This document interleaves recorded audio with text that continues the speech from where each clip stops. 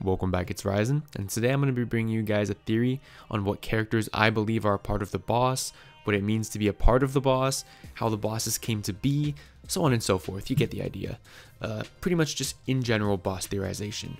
At the end, I'll be reading off some of my viewers' theories as well, and you guys had some really interesting takes. I can't wait to get into those.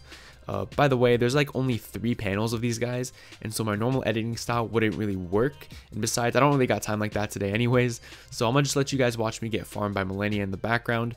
But anyways, if you catch yourself enjoying the video at any point, don't forget to leave a like, and if you enjoy Tower of God content, consider checking out the channel. I have a ton of it on here, and with all that out of the way, let's get right into the discussion. So the first thing I wanted to do is establish some of the facts about the boss, and then we can branch out and get into the theorization. So first off, we now know that the boss is actually a name of a group of individuals, not just one guy. Additionally, they gave themselves the name the boss, which does have many implications.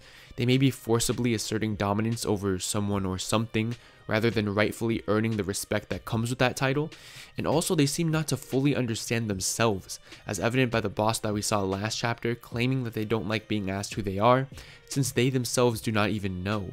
So this entire dynamic is just super odd.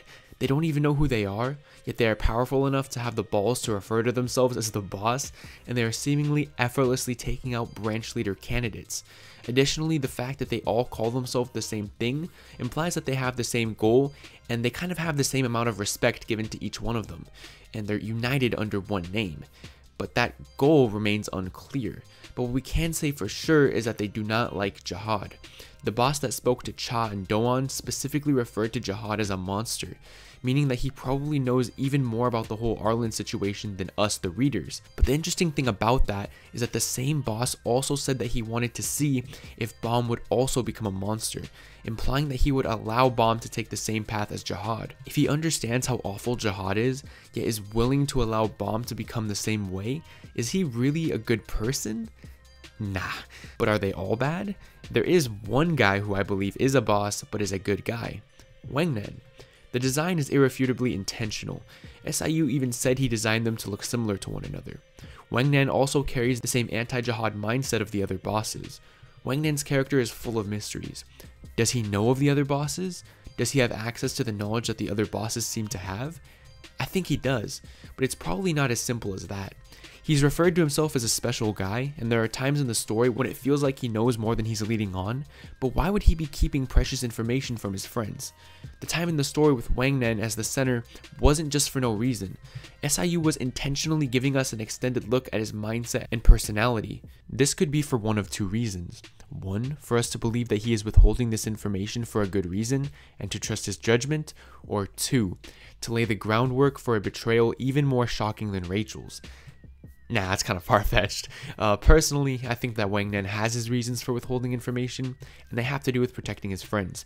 Especially since when, I believe it was Iwa? I don't even know how to say her name, bro, if I'm being honest. But she was trying to dig into Wangnan's past, and Hwaryun stated that his past should never be dug up, because then you'd bear the burden of knowing the greatest mistake of Jihad and the 10 families. Now, Hwaryun is like a whole nother conversation. It's a debate to be had if she truly cares about Bomb as a human, or if she only wants to serve a god and cares about Bomb to the extent of being able to further her own agenda. But the fact that both Hwaryun and Wangnan, who are a part of Bomb's squad and have chosen to keep Wangnan's knowledge and past a secret, indicate that it's probably a good thing that Bomb is unaware of who Wangnan truly is. But would Wangnan allow Bomb to become a monster like the other bosses would? I don't think so, and there's a piece of evidence besides just his personality suggesting that he wouldn't. Karaka. Karaka and Wangnan are both brothers, meaning that Karaka is most likely a boss too. Again, this is mostly theorization, but it's pretty much confirmed at this point that Karaka and Wangnan are brothers. If they're not, then you know, that's just kind of awkward. But Karaka shares the same anti-Jihad sentiment as the other bosses, but he felt more strongly about his hatred for Jihad and became a Thug Slayer. But the other boss, whose goal seems to be simply observation, probably wouldn't approve of Karaka doing this, so that's why he hides his face. Not from anyone in Jihad's army or Thug, but from other bosses who might not want him as a Slayer. And if Karaka is able to act against the will of the boss that we saw last chapter, Wangnan could too. Just to recap, there are 4 people that I can say for near certainty are bosses: Wangnan, Karaka, the boss who killed Orari, and the boss who spoke to the war heroes. And they all seem to hold similar knowledge, but want to use this knowledge to achieve different means. But like, how do they even exist? Well, Wang Nan is known as the Prince of the Red Light District. Jihad's symbol is a red light. Jihad has children he calls princesses who receive his blood, but why only females?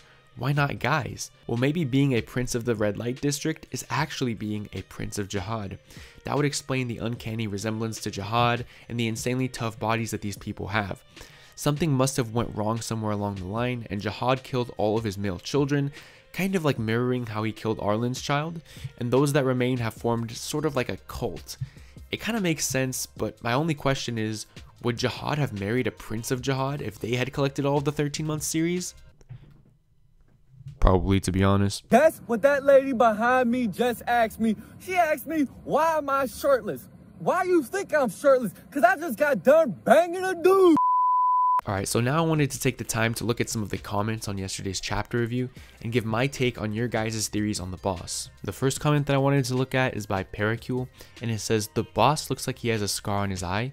Unlike Wang Nan, I guess this particular boss in the chapter can't heal.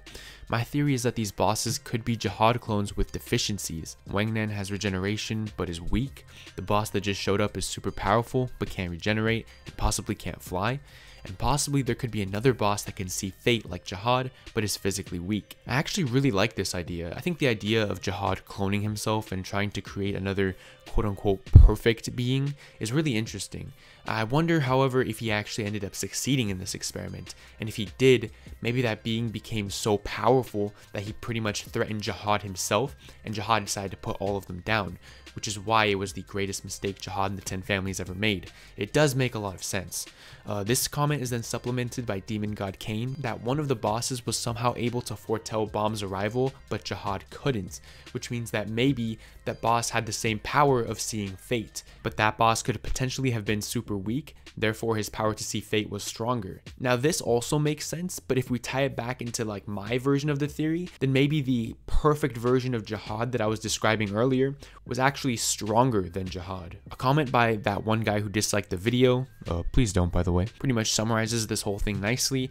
He says, so the bosses only have one of Jihad's abilities or contracts, like Wang Nan has immortality or regeneration, the boss who fought with Orari and Karaka has the strength attribute, and the guy who met Doan and Cha has the ability to see fate. And again, this all makes a lot of sense, but my kind of problem with this is that it makes the most important quote-unquote boss kind of trivial, which is Wang Nan. Karaka can regenerate like much better than Wang Nan can, and Wang Nan doesn't have any sort of future sight or enhanced strength, so it kind of feels like every single boss inherited something from Jihad that's like super OP, except for Wang Nan, which is really weird. Paracule's justification for that, however, is that Wang Nan has the adventurous personality of Jihad and the will to want to rule, which actually makes so much sense. It explains why he has this desire to be the king even though he's so weak. I kind of really enjoy that because a lot of these shonen manga, they'll have like the super weak protagonist want to be like the strongest, at the top of their verse, which doesn't really make sense. Like, it's not very human. But then in Tower of God, when we get a character like that, it's justified by him inheriting the personality of somebody who actually has the capabilities to do that, which I think is really cool. And if this actually pans out to be true, I think it would be really interesting.